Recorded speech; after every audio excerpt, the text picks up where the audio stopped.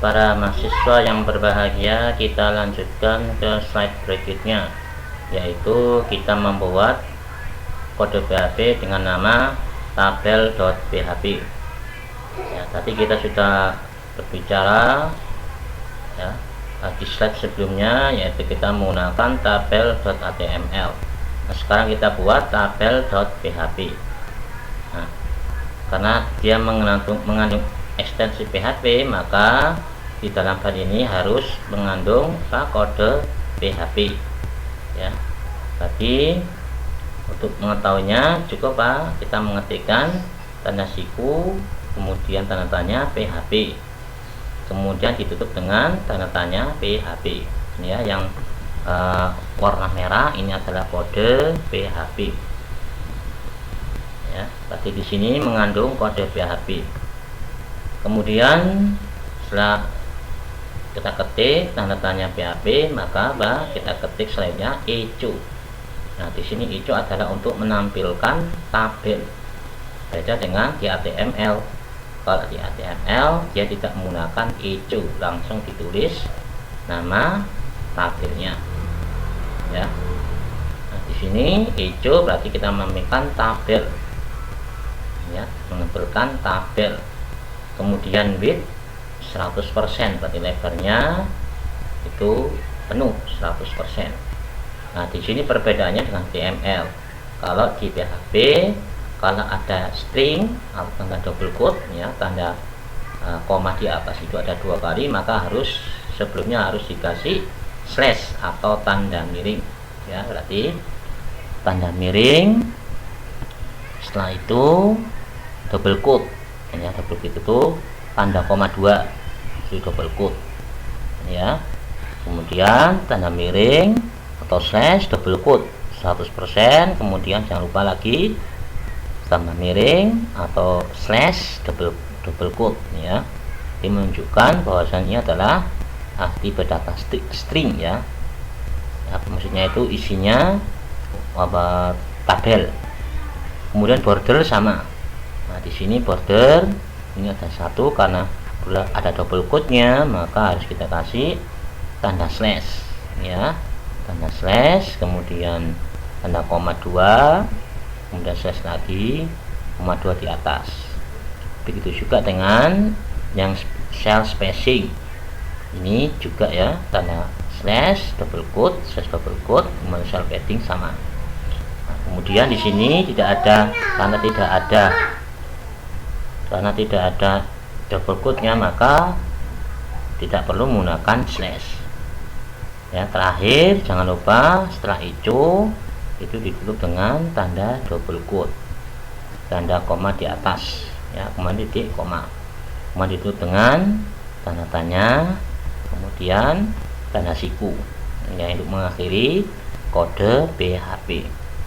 Berarti di sini filenya menggunakan kode PHP, berarti nama filenya ditulis tabel.php. Kemudian di site utamanya itu sama dengan slide sebelumnya, yaitu site utama.php. Nah, bedanya apa? Di include itu kita manggil kode PHP-nya, maka diketik include tanda kurung double quote tabel.php. Seperti ini kita memanggil file include-nya berupa kode PHP, namanya tabel.php.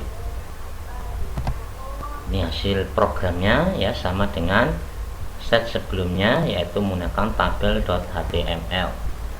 Intinya sama, cuma di dalam file include-nya itu bedanya, yang set sebelumnya menggunakan kode HTML, untuk yang ini menggunakan kode PHP.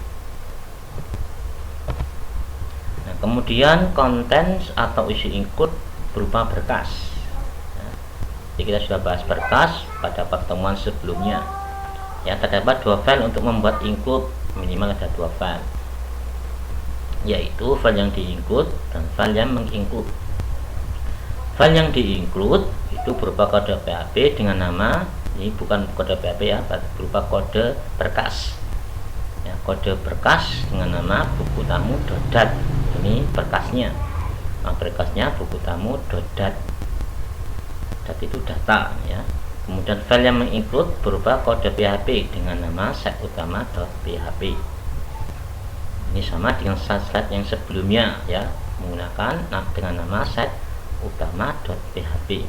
Intinya di file memanggilnya itu harus berupa kode HTML, karena pernyataan include itu salah satu bagian dari PHP.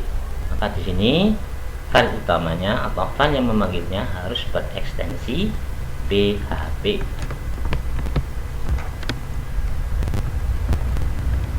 Nah, di sini langsung kita bahas ke set utamanya. Untuk buku tamu dotanya sudah kita bahas di pertemuan sebelumnya, yaitu mengenai berkas. Nah, di sini karena file yang di-include berupa berkas, maka untuk memanggil berkas cukup ditulis ya include nama berkas. Nah, include kemudian dalam kurung double quote nama berkasnya apa. Ya. Ini contohnya. Di sini nama berkasnya buku tamu dodat, include kemudian yang warna merah ya include dalam kurung tanda tanya dalam kurung double quote atau tanda koma 2, kemudian nama berkasnya yaitu buku tamu .dat ya. Kemudian di sini tugasnya yaitu yang pertama, buat kalian buat contoh program di HP itu menggunakan pernyataan atau fungsi include ya. Kalian cari, intinya harus ada kode program include ya. Kemudian yang kedua, jelaskan perbedaan antara include dengan include one ya. Include one bukan include B, itu aslinya include once ya. Perbedaannya apa include sama include one. Nah, demikian paparan singkat dari kami, mudah-mudahan bermanfaat. Kurang lebihnya kami mohon maaf. Akhir kata, assalamualaikum warahmatullahi wabarakatuh.